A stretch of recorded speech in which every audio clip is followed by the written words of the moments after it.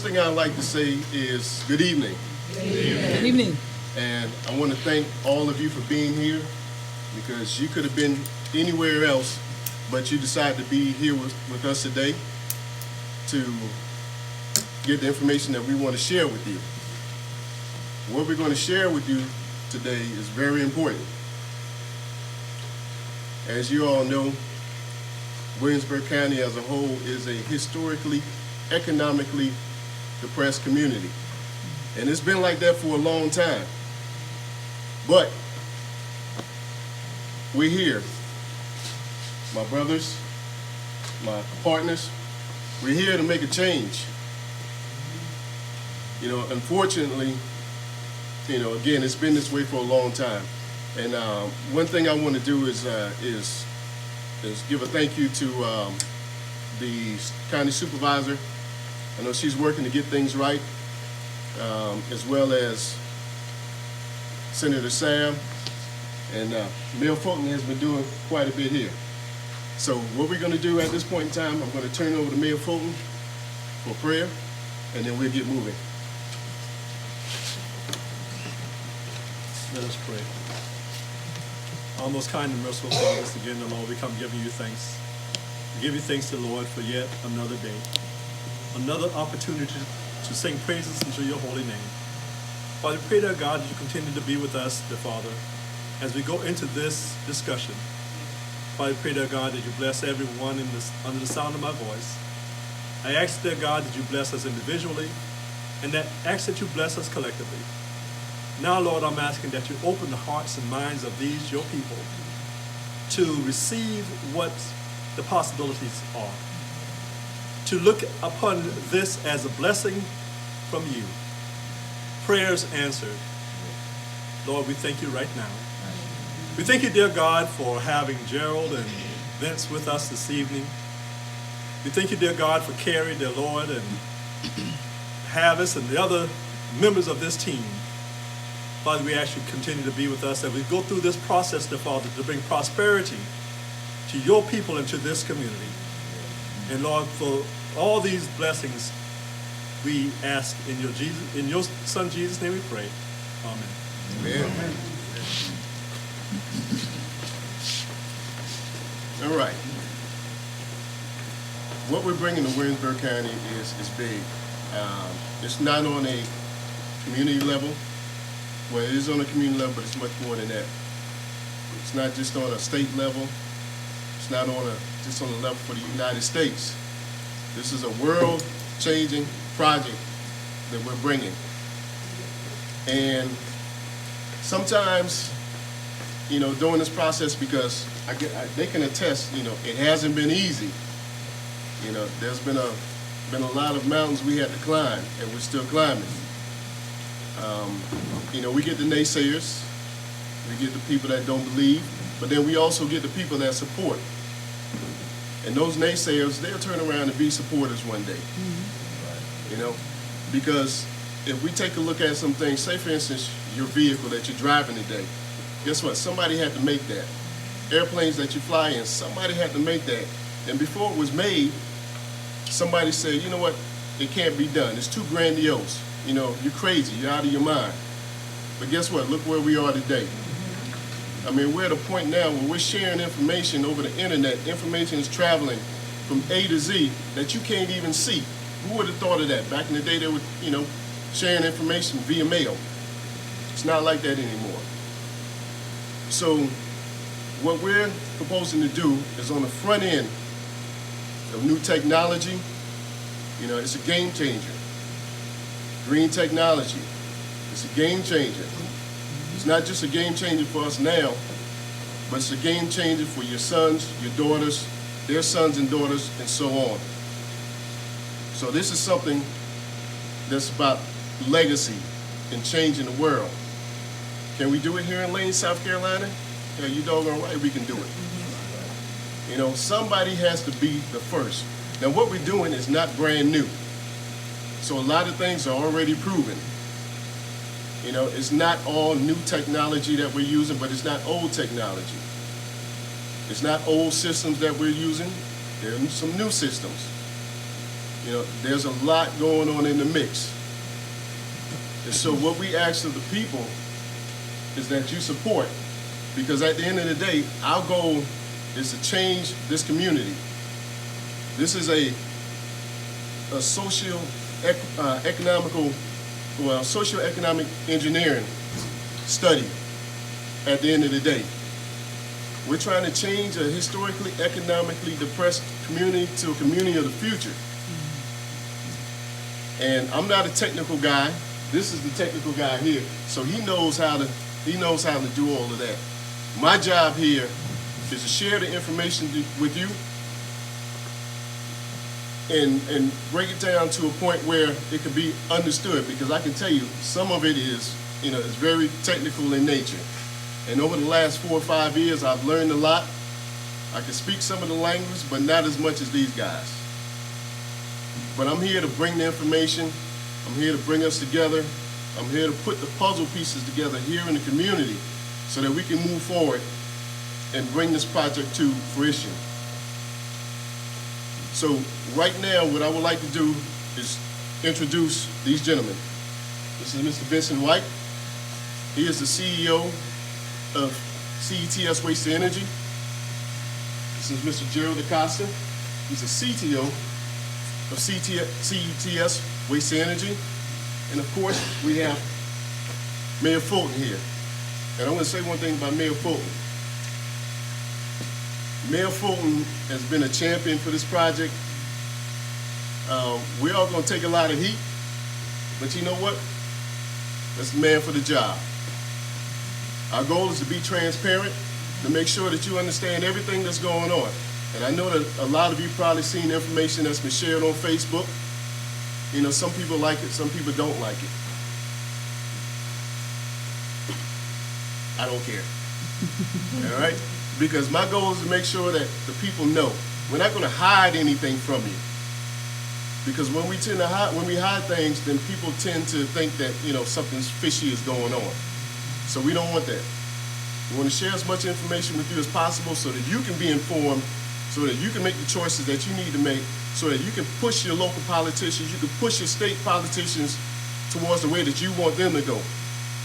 Because at the end of the day, they work for us. We don't work for them.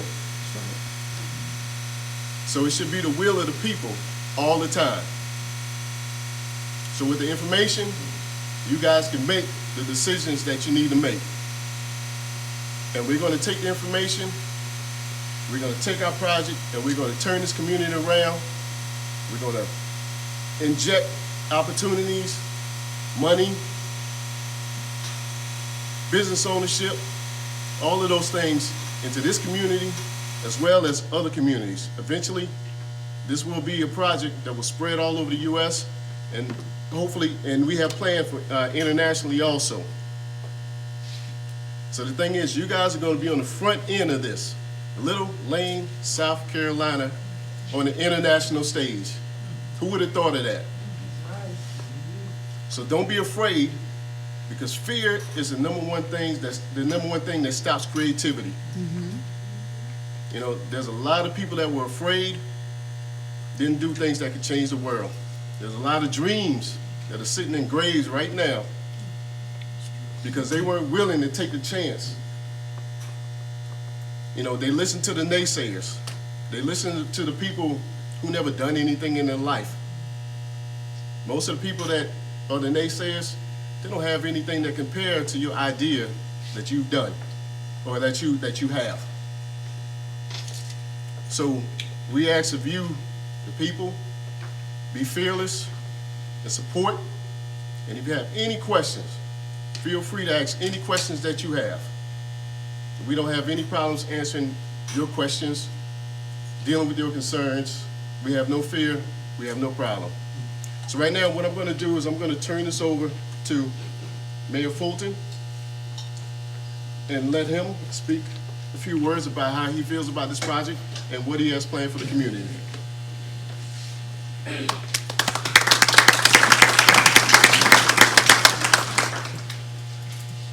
Why Lane? Why Lane? What does Lane have or what has Lane done that brings us to this point. Lane had an open mind. Lane was willing to sit down and have a conversation. We cannot live with closed minds because you can't see the possibilities. 4 years ago, this gentleman and I, along with others, sat down and had a conversation. He was speaking things that I had never heard before. He said things that scared me. So when we left that table, I said, these people must be crazy. But then I went home and I prayed about it. I said, God, help me make the right decision. And I had an open heart and an open mind. And as a result of that, we had conversation after conversation. And the more conversations we had, the more confident I became in what they were proposing. And guess what? The landfill closed. Then we had to transport our trash to someone else. And they didn't take it for free. We had to pay them to take our trash. And this man came and said, I'll take your trash because I got something to do with it. What one man's trash is another man's treasure. I'm going to change that. One man's trash is Lane's treasure. Trust me. He and I are still friends. But there are times I didn't answer his call. I saw the phone, I saw his name pop up. I didn't answer his call. And I'm quite sure there were times he didn't answer mine. But that was all right. Because all of that brought us to this point in time.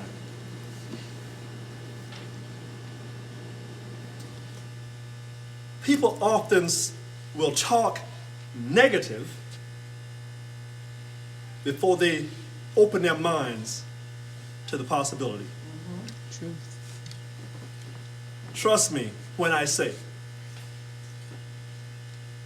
I have caught some heat behind this thing. But there's an old saying, if you can't stand the heat, and I decided to stay in the kitchen. We have a long ways to go, but we're willing to walk this walk together. I'm thankful to see the large number of people who came out tonight. Because apparently there's something that piques your curiosity. Something that might be said that would say, oh, you know, this thing might come together. Lane is about to be transformed. Lane is about to, and people don't want to hear this, but I always say we're going to move the county seat from King Street to Lane after this is done, all said and done. But as I said did y'all see me on TV this morning? But as I said time and time again, in order for Williamsburg County to prosper, Lane has to prosper. Greeleyville, King Street, Hemingway, Stuckey. In order for Williamsburg County to prosper, the state of South Carolina has to prosper. We're all in this thing together. Sink or swim. I don't have any life preserves. So we're going down together, or we going to ride the boat together. Again, I thank you all for coming out this evening. There's something for everyone. Like I said, this project is more than recycling trash. This is bigger than anything we've ever seen before. And it can take us higher than we ever can imagine. Thank you.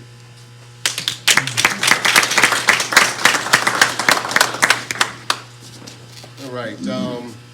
Next, we're going to have Mr. Vincent White. Again, he's the CEO of Cts Waste-to-Energy. And I just want to say one thing before that. One of our strategic partners was supposed to be here today, Mr. C.D. Moody out of Atlanta, who is our GC, our general contractor for the Eco Village project. But wasn't he doing something with a movie today? Yeah, he was in a movie. So that's what billionaires do. They get in movies. Yeah. So he won't be able to be here today, but he will be back to talk to the community as well, see what we have going on, and so that he can make the proper plans. So I just wanted to say that on his behalf. So, Vince? Hello, everyone. Hello. All right. Wow. 4 years go by real fast, and a lot has happened since I set foot in Lane for the first time. And I'm an architect for over 35 years, industrial engineer. Worked for Fortune 100s and 500s in the U.S. government, and moved back south 25 years ago to Athens, Georgia. My wife took a job at University of Georgia, and I started working with the nonprofits in the grassroots community to help revitalize a section of Athens and creating a community resource development center. And that experience taught me a lot. How to build community from the ground up with a small budget. Not an easy task. So I took it upon myself to do more research to understand how to bring more resources to underserved communities. And tie that into creating what we call public-private partnerships and making communities more attractive to Wall Street, to want to spend Wall Street money in these underserved communities. So that was my quest, to create a public-private partnership scenario where we can revitalize underserved communities into vibrant, sustainable economic engines. And so what you have before you is my master plan that can be adopted and implemented in any rural or urban market.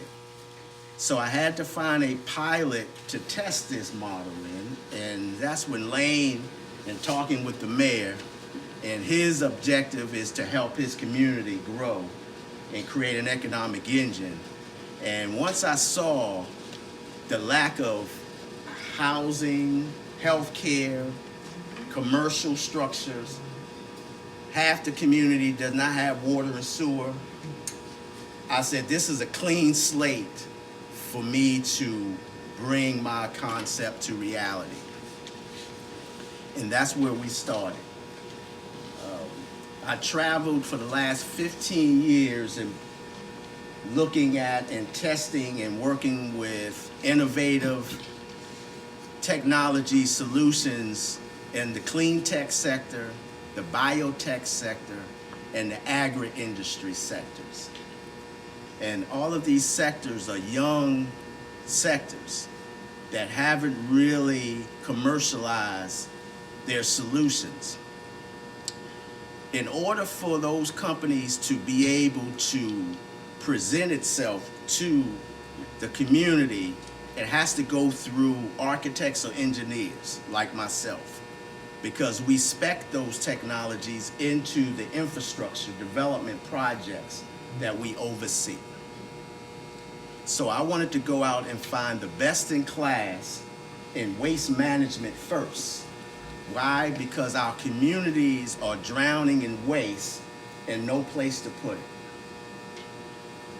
Landfills are shutting down all over the United States, and to a rate where it's starting to ship overseas.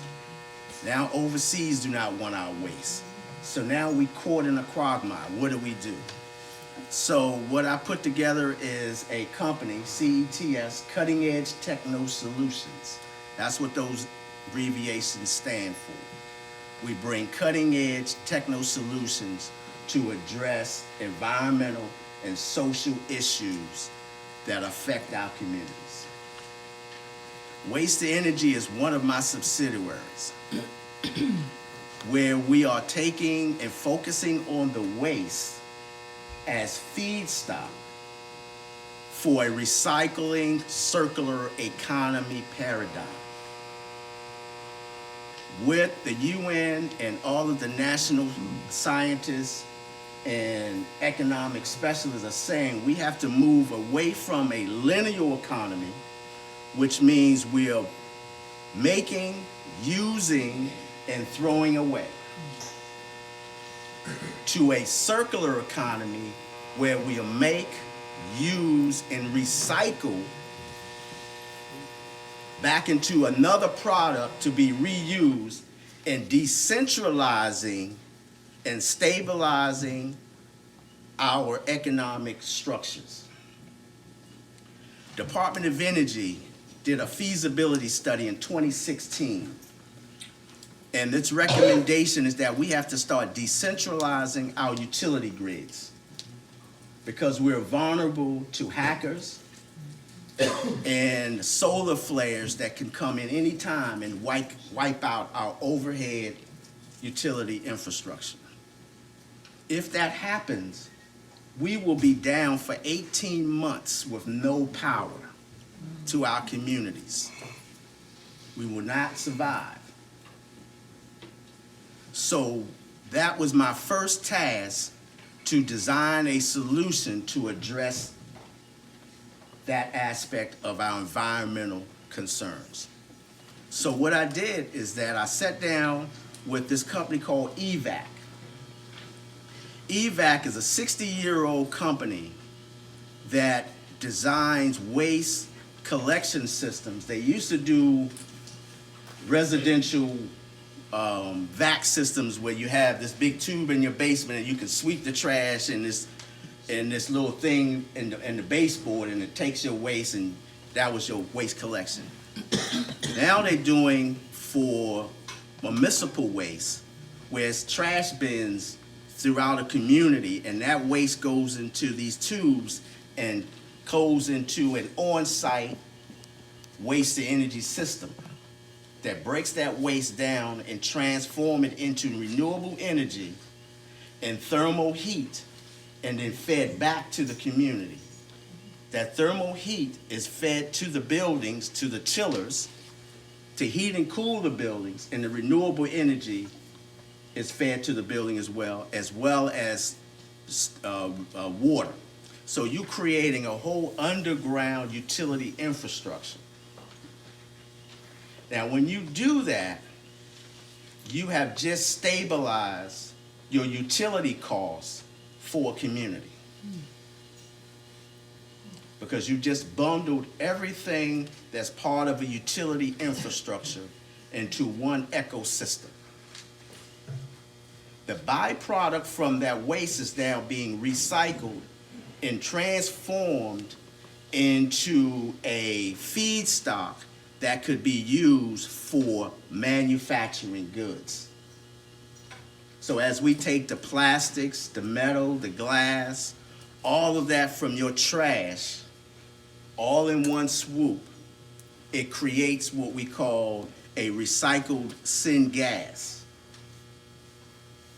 Now we're getting into organic chemistry. That syngas has a lot of organic compounds within that from the waste. We're going to be creating laboratories that's going to extract that compound, that organic compound, and bring it to a solid state that now will become feedstock for our 3D printers. So as my designer's creating new walls, doors, fixtures, all the components to build a building from the waste that we collect from the community, now we've just cut our costs for building materials to rebuild our communities in a cost-effective manner. So now we're rebuilding renewable construction materials to rebuild at an affordable price that the community can afford.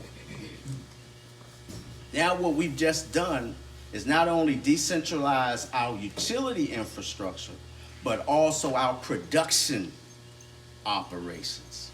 That's how you become self-sustainable, when you can control the production of the products and materials and foods and all the things that you consume every day is not tied to another nation for your survival.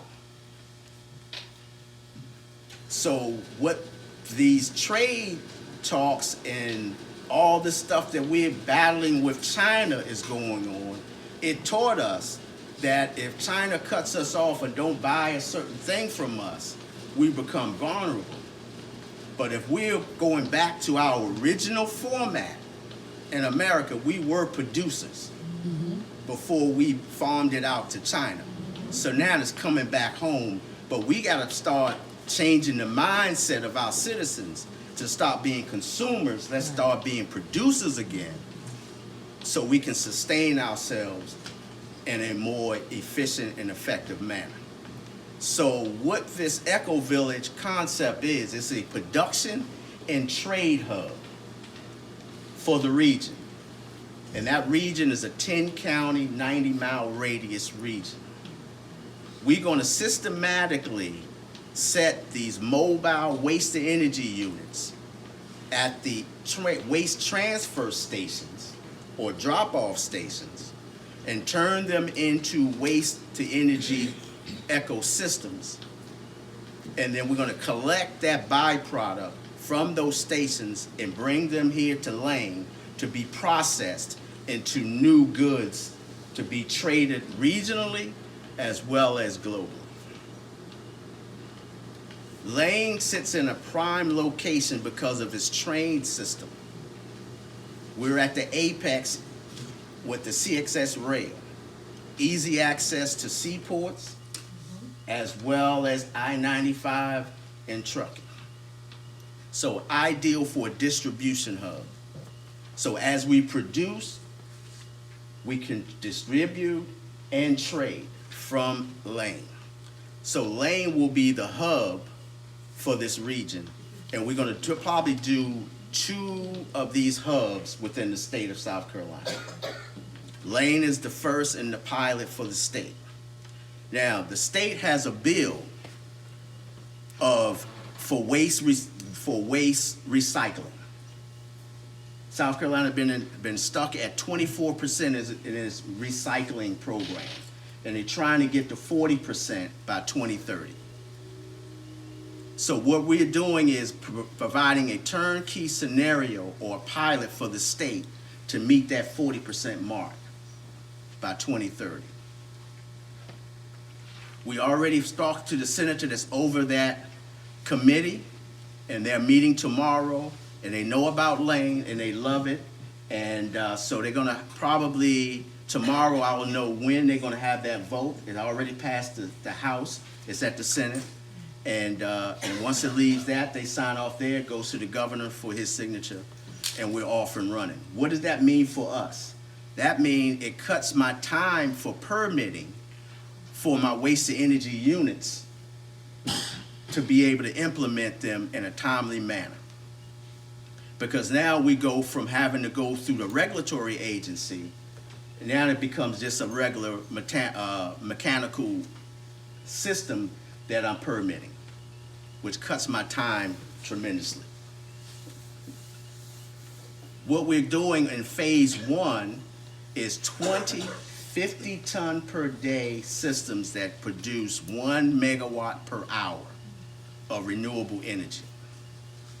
That renewable energy will be stored on lithium batteries, like Tesla battery. You've seen it where he has the solar connected to your roof and it feeds into a battery in your garage and you can use it for your house. We're gonna do a bigger model that sits in a shipping container that will hold 1 megawatt per hour. Now we will store that to create our microgrids. Now we're decentralizing our power source. We're turning Lane and Williamsburg County into a renewable energy producer. Whatever the citizens do not use, we will sell to the grid. Now we've just taken a debt line item on our budgets and stabilized them and made them into a revenue stream. And what that does for the citizens is that, you know, a lot of you guys are on a fixed income. What that allows us to do is to stabilize that utility bill on a fixed scenario, $25, $50, depends on what it end up being, but that stabilizes your utility bill, businesses as well.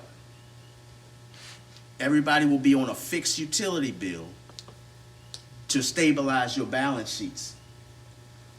And once you know that, then you can manage and plan your financials a whole lot better. So the goal, because right now we have energy and waste management increasing to the tune of 5% a year.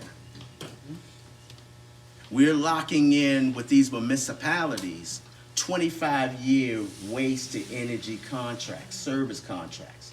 That stabilizes the government balance sheet for waste management and utilities for 25 years. Tremendous savings every year.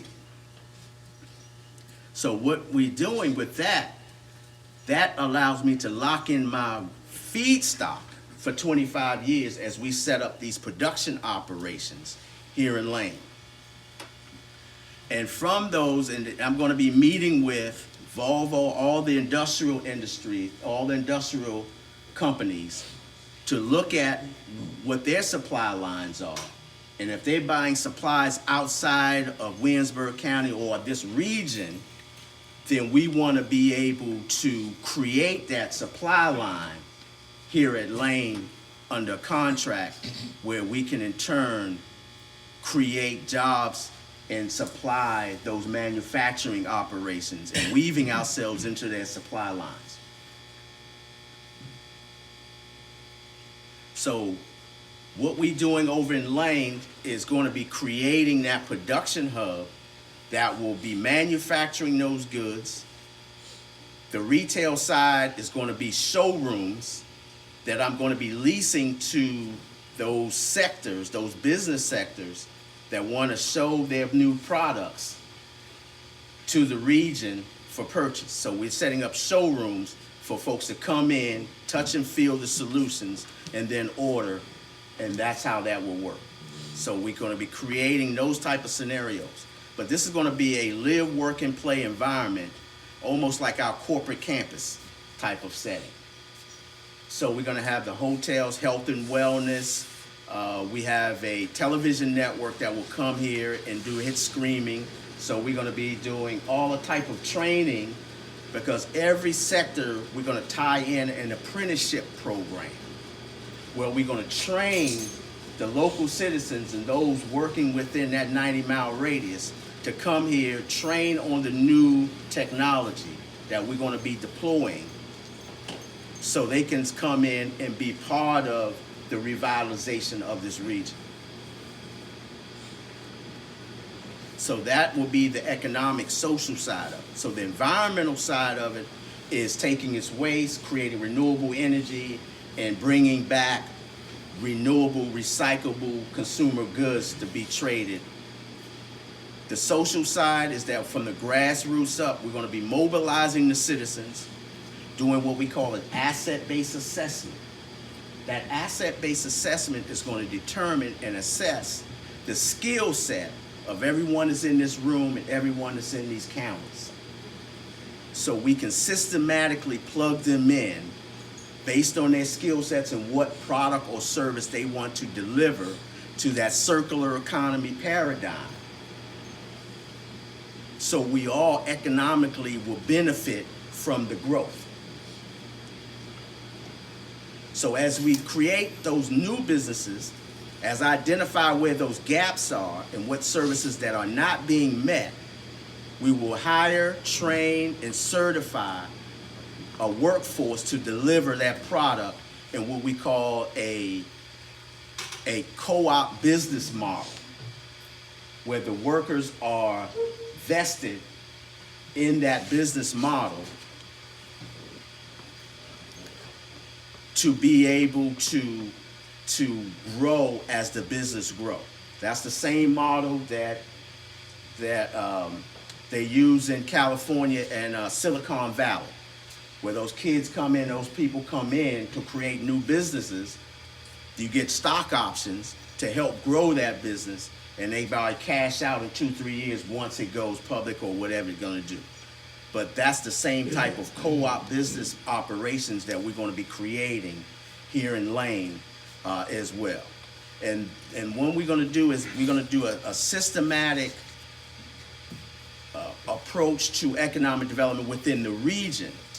Now, when we create the new product lines here in Lane, it's going to be deployed within that 90-mile radius in all the 10 other counties, doing retrofitting to the existing real estate and building stock, and where we're creating new building stock would all be on a net zero carbon emissions real estate project.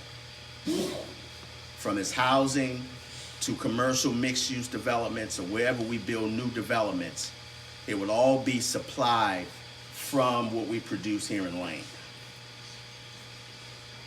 So that's kind of what Waste-to-Energy is on the front end, but the Lane Eco Village real estate development side on the back end. Now, we talked about being a global scenario. I am a member, active participant in the UN Compact Initiative, which is the business side of the UN, and we're charged to deliver scalable solutions to those 195 members of the UN that signed up for the Paris Accord to cut their carbon emissions and their carbon footprint. Lane will be its case study, and I will be presenting Lane to the world in June of 2020 and showing how we are able to take a small rural town and transform it into a sustainable eco village. We will have at that point a visual presentation of the village in Lane and what we're proposing to deliver. And that's what we will have. I will have a tabletop version of the Waste-to-Energy unit where we're able to take trash out the trash can, put it in a box, and turn on a light bulb. That's the Waste-to-Energy, renewable energy set piece. So every real estate project that we deliver within this 90-mile radius will be on this net zero utility infrastructure. Every business that work or function within these structures will qualify as a green business, which means you qualify for carbon credits. If you ever notice on your tax return, they ask you, have you invested in any renewable technology or what have you, and you get a tax break on that. So as we start to get more into this, we're going to look at every household within the Lane and start to transform it into a carbon neutral footprint development. Now, Lane received grant from USDA to put that water and sewer lines in, as well as a new city hall. That city hall will be a state-of-the-art city hall, totally off the grid. That waste-to-energy lines will be ran to our waste-to-energy unit to be able to recycle that waste instead of going to the waste treatment plant. We'll have a backup, of course, but it will be in front, it will, that waste lines will go into our waste energy unit, create that renewable energy to be fed to the community. So that's where we're gonna start. As soon as we put that out and break ground on that this summer, that's gonna be where we're gonna start applying this new technology and start the transformation. Now, we're gonna need all hands on deck in every skill set, because we're bringing waste to energy is one sector, but we're bringing health and wellness. We're tying into the universities and all of the laboratories to create a state-of-the-art health and wellness tied to a telemedicine program. For those elderly folks that cannot get out to a clinic or we driving too far, we will bring in and tie in what we call a telemedicine connected to the regional hospital, but everyone will have a satellite office here in Lane as part of our health and wellness program. So we'll be bringing the state-of-the-art in health and wellness. The vertical farming, we're doing vertical farming with that water that's coming off of the steam from the waste. It has all kind of minerals in that, and that's where your carbon, that increases your yield production for organic food. So we're gonna be creating vertical farming within the complex. And that food will supply our restaurants, cafeterias, tying in with the school district to make sure that all this organic food that we're growing locally will be disseminated within the region. Once again, what we don't sell locally, we're gonna sell globally. Then we have, what I missed, Cheryl? You covered all. I covered a lot. Yeah. Okay. Transitional housing. We have 240 transitional housing coming in as well. What is that transitional housing? That is for people as we bring in and create these jobs. There's not enough citizens here, so we're going to be importing.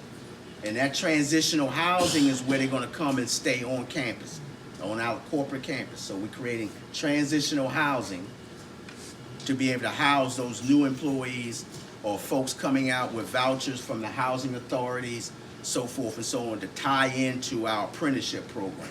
So it will be a 12-month training program tied to our financial literacy program to prepare folks for home ownership to be able to buy these new state-of-the-art homes that we're going to be creating. Affordable. Right. And then we have 39 production warehouses that will be along the rail system. So as we collect that waste, it's going to be fed through, and so it's going to be 39 different manufacturing operations functioning within those 39 production facilities. And then we're doing a 7-story community resource development center that will house a host of things. A lot of the training will be done there. 166 room hotel hospitality component, as well as black box theaters. We have a television network that will come here and set up shop. Urban Broadcast Television, a satellite television network tied to Comcast, Verizon, and it feeds globally on a satellite streaming platform. So they will come here and set up shop and offer training as well as deliver live content from its black box theaters and its facilities. So I'll be designing facilities for them. Also, we're going to be bringing a data center for our smart grid technology. So everything will be on sensors to create a smart city. Lane will be considered a smart city. So we're bringing in, I've just commissioned a team that specializes in creating smart cities in Dubai and some other places. And they like, where's Lane? Man, so I have to tell everybody where's Lane. So they're gonna come in and design our smart grid and to be fed into our data center. So I've identified a data center which is the most energy efficient data center on the market. to be able to self-sustain and collect our data within the community, to be able to disseminate through our community. So everything will be on that smart grid fed from our data center that we can ultimately lease out to other corporations that need data space. So it's a host of things, but it's really transforming Lane into a smart city / eco village. Any questions? Where is this all going to take place at? In the town limits alone, or Well, land, or, I mean, this is going to take a lot of land, I would imagine. right, well, the mayor's going to be annexing land into the city limits. So, I mean, annexing from where? Y'all probably have a plan already? Yes, we have a plan already. Is that to be shared with everyone? Yes, you got the plan? Let me tell you where it is. Yeah, he can tell you. I'll tell you where it is. So, You know where the, Yeah. so we don't live in municipality lane, but we live in a county lane, but what about? Oh, yeah, we're this covering a 90-mile radius, so we got you covered. Let's go back to her question. Go ahead, ma'am. if you, going out a lane, you know, before you get to Ed Bell, Yeah. that dirt road with the wooden Right. bridge, Right. take that all the way to the back, cross the railroad track, Britain, the Britain place back there, that's the property that they're looking at purchasing. It's 86 186 acres. And so that's with the railway being Yeah, that's close right. by Right, and right. stuff? That's And we have committed to annexing that property into the city limits. And if you know anything about annexation, it brings on property tax and so other revenues to the town. So that's where the property is located. And so that's where all of the eco Yes, village, yes. everything is going to be Yes, built, the yes. hotel. That's right. Everything in that 186 That's correct. tract. That's correct. Okay, so, and that's pretty much a done deal then? I mean, park systems have been done, if the land, I always hear, well, we have to, like the hospital, okay? Right, right. have to Yeah, we have gotta get an through. environmental scan or Right, test it or right. whatever, so all that's been done? No, we got to do that. So we're probably about a year away. So I talked to the engineer, so it's about a 12-month process before we, to get through permitting. So in the meantime, we're going to be working, like I said, on the town hall and the project that's already approved for funding through USDA. They said breaking ground summer 2020, so that doesn't mean literally breaking ground on 188 acres. Not figuratively, not Yeah. figuratively. Right. As of a week ago, they're on the ground running. Okay. The company is here. Okay. So within 12 months, you'll That's- be start there you doing go. construction. There you go. That's correct. Um, Well, they said 11 to 12 months. So if we can fast track that thing, you know. Yeah, during this 12 months, there won't be a stall in everything. We have programs in place, training programs, because these things have to be built. So this facility is housing our construction trades program. So we're going to be training people in everything from roofing, plumbing, electrical, HVAC, you name it, everything. We're already certified. This is certified as an authorized training unit via NCCER, which is the National Construction something, whatever they use.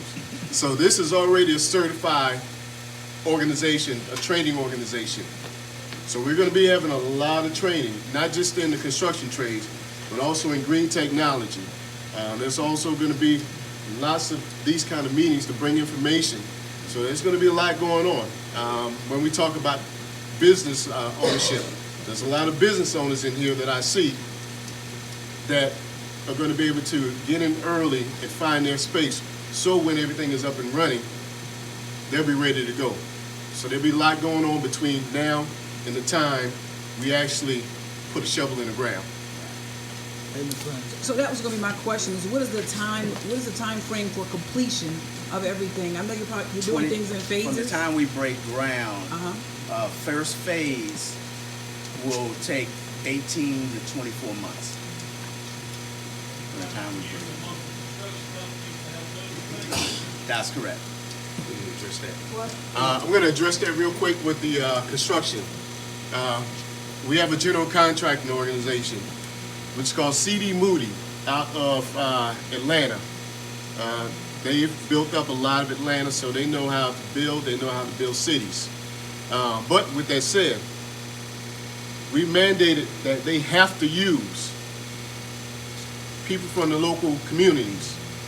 They have to use subcontracting organizations from the local community. So we've already started registering contracting organizations. Now, I'm going to say this, not many have registered because we got a problem. I'm going to tell you what the problem is. We like to wait till we see something happening. We need to see a building going up before we say, you know what, we're going to be a part of this. We got to get out of that mentality because there's so many things that happen before a shovel, goes in the ground. Right. We've been at this for 4 years now, and we've talked to so many people. We're running all the time. We talk every single day. He talks to other people every single day. So there's a lot that's going on. So we need to make sure that if you own a contracting organization, you register now because you need to be vetted. And if you get in on the end, we may not be able to help you. And that's just, that's just what it is. So get in early. Go ahead, ma'am. What about people who are already trained for some of these positions, and how will they know where to put in and when to put in for the opportunities? Because we'll let you know. We're going to be constantly putting out information. I put out information just about every day. I actually own a recruiting organization. So I know how to put out information. I know how to recruit. My people know how to recruit. And so when the time comes, we're going to put the information out to you. You know where to apply, and 9 times out of 10 it's going to be on a website. 9 times out of 10 it's going to be on social media. 9 times out of 10 it's going to be in your local print. So you will know. And also, we're going to make sure that all this information is shared on the town's website, townoflane.org.com. Guys, I have another very important question to me anyway. Where's the money? Y'all got the money? Okay, yes. This is- $1.5 billion. That's right, on yeah. Facebook. Right. Waiting just to be utilized, or where's Yeah. it coming from? Okay, this is what's going on. We are we're financing this using green bonds, our corporate green bonds, right? Green bonds is considered a environmental, social, governance, security note, which is what that's hot right now because it's designed for infrastructure development projects to cut the carbon footprint of our communities. So that's how we're financing it. I'm taking the risk on you guys, and I'm financing it myself as a corporation. And we're doing this in $300 million increments every phase. So we're doing this in 5 phases over 10 years.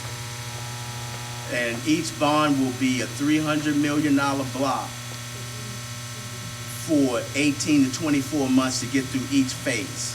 Okay, so it's that 300 300. right there now, waiting to be done. That's correct. That's So his now- own money. Yeah. That's his So, money. once again, remember when I first said I got to create an opportunity on how to position these projects for Wall Street money, and that's what I've done. So just to make something clear to everybody, this is not about your tax dollars. This is not taking any of your tax dollars. No. This is not about making your taxes go up or anything like that. So this is not a government project. Right. So you don't have to worry about that, because I know some people have concerns about that, taxes going up. Well, where's the money going? Who's going to have the money? This is a this is a public-private partnership, but this is not a government project. Right. So no money is coming from you guys. Yes, by reading this first bit there, it does say that you guys was trying to secure stakeholders and investors. Where are we at with that, please? Well, this is the scenario. The shares is one thing. What I'm trying to do now is offer the opportunity for the community to be vested in this as well on the front end. Nice. So we are able to offer shares if those investors want to step in and participate. How did you find out about that? Well, Carrie, Yeah, I actually have the information, and for those of you, I'll make sure that everyone has my contact information. I will share the information with you all. And the young lady over here wants to know why the shares are so expensive. Why are the shares so high for individuals like us? well, it was really, this is just one slot, right? And we're really going after the larger investors on the front end, but as we create these business models and identify those gaps and start creating those SMEs, those small, medium enterprises, then they will be coming in at $5 a share, $10 a share, right? So that's a scenario, that's the second phase of it currently. We're going to, yes, exactly. And we're going to let you know that probably in the next, say, 30 to 60 days. Because what ultimately we're going to be doing, right, if you look at that list of businesses that we're going to be attracting as tenants, right, that's going to be where we're coming to you guys to help fill those gaps. What businesses that you want to provide. Because part of my use of funds in that $300 million, it comes with the build out of those business models. So I'm basically covering the first year operating expenses for that business model. And what is the percentage of jobs that will go to us? Is it 80-20? What is the percentage of jobs that will actually go to local employees? Well, once again, 30%, but I'm shooting for, you remember I said I want to do an asset-based assessment. I want to know the skill sets that's everybody that's in this room, so I know how to plug you in and what services you want to provide to the community. Is that 30% to us as the local people, and the other people are coming from Georgia? Is that what you're saying? No, that's not what I'm saying. I said, okay, I'm gonna say this again. I'm doing an asset-based assessment to identify everyone's skill sets in this room and in this county, so we can plug them into the circular economy first. Whenever the gaps are that a service is not or a skill set is not there, then we're going to be recruiting. But we're talking about recruiting 600 individuals a month in all different sectors, from hospitality to technology to design, architecture, engineering. We need a host of services, host of skill sets. What about building? When you're building this facility, Right? how many percentage of jobs will go to our local people? Yes. Okay, overall, it's 30%. Overall, that's our target. Okay, it can be more. We're not, That's a minimum. We're not saying, hey, we're gonna cap it at 30%. Right. What it all boils down to is skill sets and manpower. That is exactly why we have the construction trades program. Right. So that we can prepare the people. Now, what it's gonna take is for the people to come. Right. Right. Exactly. So if the They gotta people don't come participate. and we don't make the 30%, and we have to farm those jobs out to other people, then hey, that's what it is. Exactly. So we given the opportunities, you guys just have to take advantage of the opportunities. So again, it's not capped at 30%, Right. but the minimum that we like to utilize is 30%. Next question. Go ahead, Mayor Fulton has something. During our initial conversation, I told them that the purpose for our involvement is to create opportunities for our people. So many times these things come about, we're behind the 8 ball. Yes, sir. As was said, when the houses started going up, that's when you want to get a job. Yes, sir. But you have to get the training. We've been doing this for 4 years now. We had, starting in September, a construction trades program right here. And we had 5 to 10 people who showed an interest in learning the trade. We put it out that we were doing this, but we were not getting the support that we were looking for. We are going to continue providing the training, so that when he starts in 11 months or 18 months, we won't be trying to get trained. The people will be trained already for those jobs.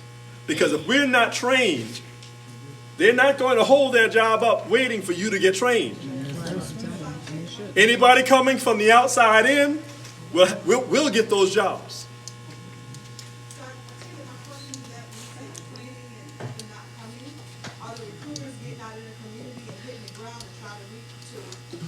We've been doing this for 6 to 8 months now.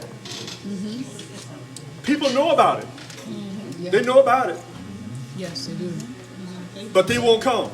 Right. I have a question for Reverend Fulton. Earlier, you mentioned that when you first got in contact, when they got in contact with you, that what they said frightened you. I want to know what frightened you. The things, can you imagine the possibility of this town tripling in size? Can you imagine hotels, restaurants, movie theaters here in Lane? That's what scared me. Because I could not immediately imagine these things happening. But I had to have an open mind. That's it. Understand. Mindset. I understand it's open mind, and I know lanes really need all this. But I need to know about the danger of what I'm going to face because I live very close to where we're going to build it. When you say danger, what do you mean as in danger? Explosion, fuel, toxic. Oh, No. Nothing like that. No, it's not This net zero carbon emissions. it's not a chemically based facility or anything like what they had in Greeleyville not too long ago. It's not one of those type of deals. Are there any cons to it? Say again? Are there any cons to it? Are there disadvantages of doing it? No. Let's get another question. There you go, sir. Two questions. First of all, what type of corporation is CTES? It's a What- C what's- corp. A C I'm corp. sorry? A C corporation. A C corporation? Yes. Okay, and when did you incorporate that? In 2016. 2016. Okay, the other question, and it relates to what this young lady over here was talking about. These reactors, are you telling me that they don't produce any solid waste at the end at all? Correct. What we're doing is we're taking. There's no ash, there's no Well, it's carbon solid waste at all No, afterwards? we're doing a gasification system. I understand that. And that- During the reaction process in the Right. gasification system, That's at right. the end, That's right. there is a solid waste product, That's correct. correct? That's correct. All right, and Yeah. what's the plan for Because we're going to take that. disposing of that solid waste? It's a byproduct. So that means we're taking that fly ash you're talking about, and that we're going to take that and turn that into road material for road construction. That's going to also go into our concrete. When you add fly ash to concrete mix, that extends the strength of it by 10 times. So Okay, now you're calling it fly ash? it's called fly ash. And what exactly is the carbon content of fly ash? The carbon content is pretty much zero because when we gasify it down to the fly ash that shakes out at the bottom, because that's what you're going to have at the bottom. Because we don't separate metal, plastics, any of that. All of that goes into that reactor and it breaks it down. So when we take the glass, what you're going to see at the end is glass pebbles. Now we're going to take that and then separate those glass pebbles and those metal from the tin and from the aluminum cans and all that stuff. All shakes out at the bottom. Then we're going to take that, separate that, and then refine it again into a raw material that can now become feedstock for the 3D printers. Pharmaceuticals, where is that waste going? That's still being recycled into as a byproduct for another processing. So what happens to it before that part? There is no before, because everything goes into the reactor. We're taking two waste streams. A dry waste, which is your food, your sewage sludge, your paper, all of that. That's going to break down into what we call organic fertilizer and feedstock, right? So that's going to be sold locally because the local governments use a lot of fertilizer in its waste treatment facilities. We can spec it at any byproduct, at any spec that a client or customer may need. So we are basically taking that and creating those byproducts to meet specifications of the local. What's the guarantee that there aren't, if I want to use the organic fertilizer? Right. What's the, if you're accepting, for instance, sewage. Well, okay. Okay. Mm-hmm. Okay.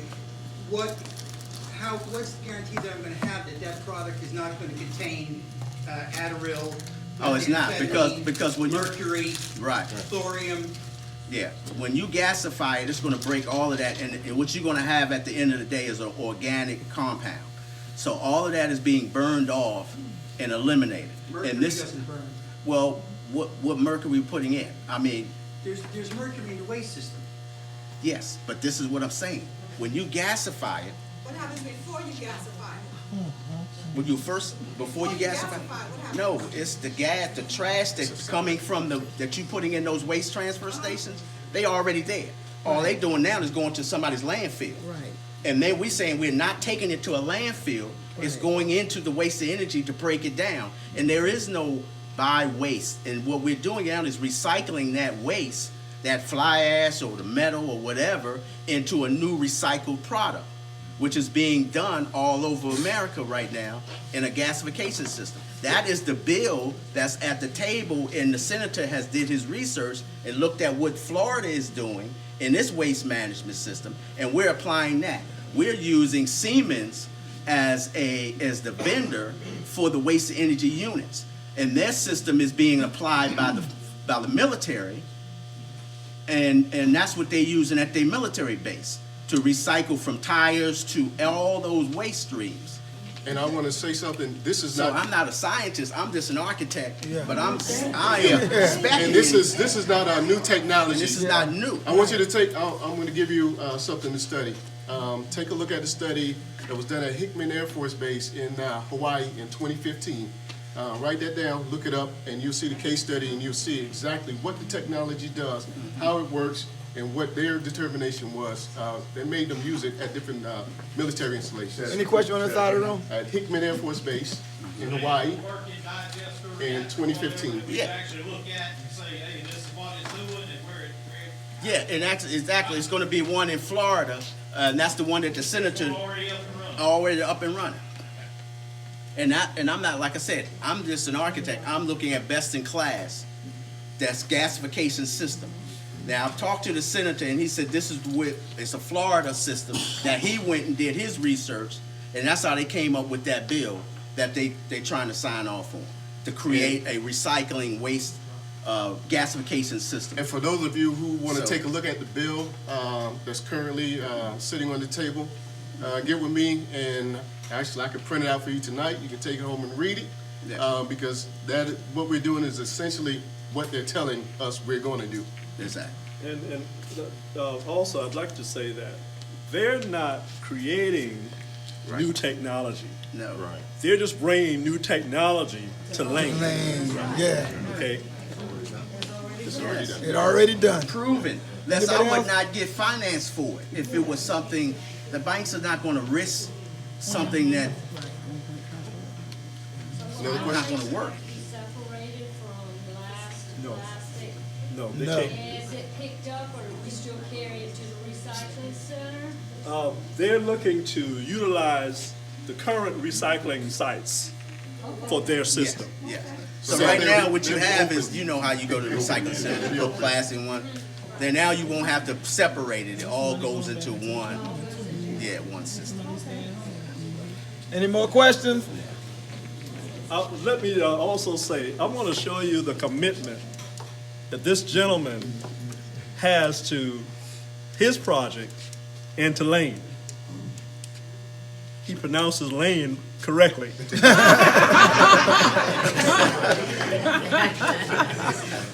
Any more questions? I want to say one more thing regarding some of the things that we're doing. Another thing as far as commitment.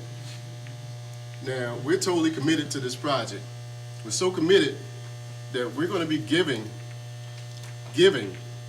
not asking for any money, financial literacy courses to whomever wants it. These are valued at $6,000. We purchased them. We're giving them away so that you can prepare yourself, because we understand that in order for the community to get to where they need to be financially literate. And unfortunately, we have an issue with that right now. And we know that if you have a financially sound community, you have a safer community, you have a more educated community, you have a more committed community to everything that's going on. So we're giving those away. I'm going to be giving those away free. And that's a commitment that we have. So if anybody else is doing something like that, please let me know, because I want whatever they have too. And I'm going to give that away as well. How do we get that, sir? I will give it to you. I'm going to be putting some information out, and you can reach out to me if you're interested. I suggest that, if you need it, definitely take it. If you have teenagers, older teenagers, definitely get it for them. How will this help our school system? One of the things that I gave to you guys is an economical impact study. And if you take a look at that study, you'll see where those tax dollars are going. Okay. Because this is going to create another tax base, well, a bigger tax base. And Vince actually commissioned the company that did the study. We didn't do it. It's an independent study. Right. And so those numbers are all in that document that I gave to you all when you first walked in. And we do need better schools. Lanes has invested any money in this? Oh, that was the first thing I told them. When they came, the first thing I told them was, we don't have any money. But because of certain advantages of being a governmental institution, there are certain tax breaks, certain grants that's available that they can get because of the public-private partnership. So when you talk about architectural and hotel, you talking about that's gonna be on your site? Yes. So outside of it, We're annexing. We're annexing. We're annexing. Right now, a long while back, land purchased around this area, that's why there's no houses, stuff like that. What's that gonna do? Well, once we put this, they're gonna have sewer system out there. Okay. And once they put the sewer system out there, that's not gonna be an issue. Anybody else? The only thing I'm asking, because a lot of information has been shared, only thing I'm asking is that you keep an open mind. Right. Yes. And instead of saying, no, it can't be done, just say, yeah, there's a possibility that it can happen. Go ahead, ma'am. So, will the sewer have to be in the whole town of Lane before this project take off? They're going to have their own system put in. We're going to integrate over time the two systems. So no, we're going to go ahead because we've already received the funding. I'm waiting to get the approval, the project out. We're not going to be waiting till they put their, we're going to go ahead with ours. So what you hoping for with the hotel and movie theaters and all, that you gonna be able to beat Murphy? Charles? Yes. I mean, that's the big question. Yes. A lot of money goes that way, and I'm one of them that goes that way. That's right. Probably 50% Now- of us in here either go Florence or that way. Right. I mean, there's a lot going on outside. You gotta keep the people to get that. Hey, but you know what? That's one of the reasons why we're doing what we're doing here, so you can stay home. Exactly. Right. Good point. So then as that town becomes a city, right? Lane no longer be a town? Right. We get, the population increases, you know. Well, we thank y'all for thinking of us. I'm from here, so yeah, we're gonna think about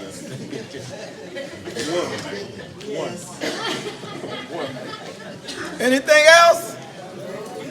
We have another question. Okay. Is there any other license that you want to have to get in order to work this? No, yeah, just learn how to apply the different module units and the different technologies that we're gonna be applying. Yeah, I'll ask you, general contractor, like I say, you're gonna need to register. All your information is gonna be sent to our general contractor. Our general contractor is gonna vet you, make sure that you're licensed, make sure that you're bonded, make sure that your skill sets are, you know, what they should be. And that's the way that process is gonna happen. So we're not gonna say, you know what, hey, you can't do this job because you don't have X, Y, Z. No, we'll let them take the control on that.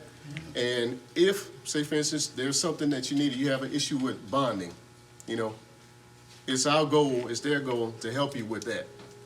So we're gonna have a program to help people. You know, we're not just here to, you know, say, well, hey, you're from here, we're not gonna give you a job. And I have to throw this out here, while we're still, you know, working on the bigger project, we still, when we do that assessment, it's gonna determine where the gaps are. So we're gonna be doing smaller projects inside, you know, within that 90-mile radius. So we're gonna be using your services, you know, for the housing, because I asked the mayor, I need to know what the housing stock demand is.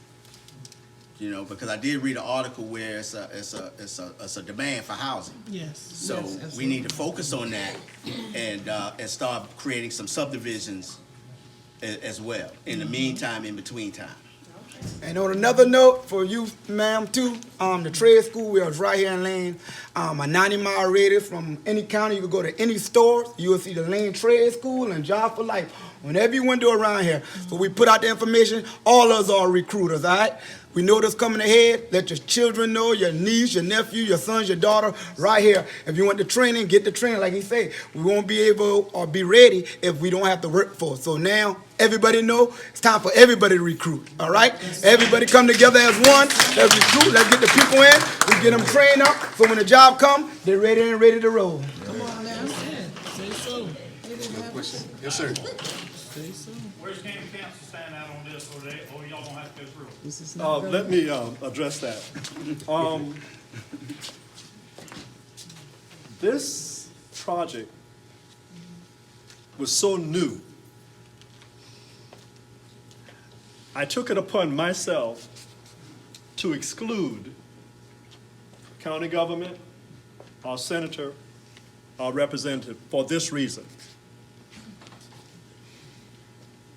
If this man did not fulfill what he said he was going to do, the only person impacted would be me. And there was going to come a time when all others would be a part of it.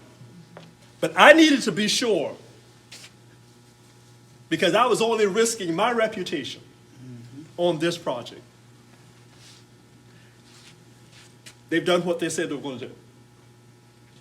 Now, we're going to bring everybody to the table and move the project forward.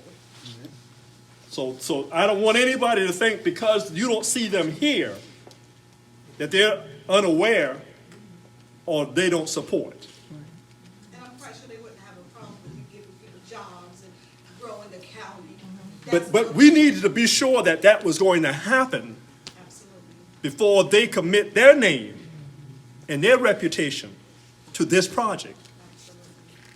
Like I said, I live here. Right. Y'all love me. Y'all forgive me. So that's why I was willing to make sure I did my due diligence in working with them before we bring others to the table.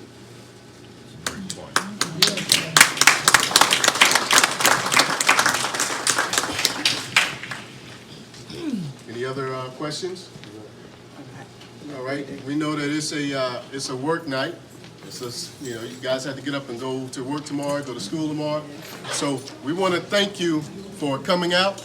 We want to thank you for receiving the information. If you have any questions, definitely feel free to reach out to myself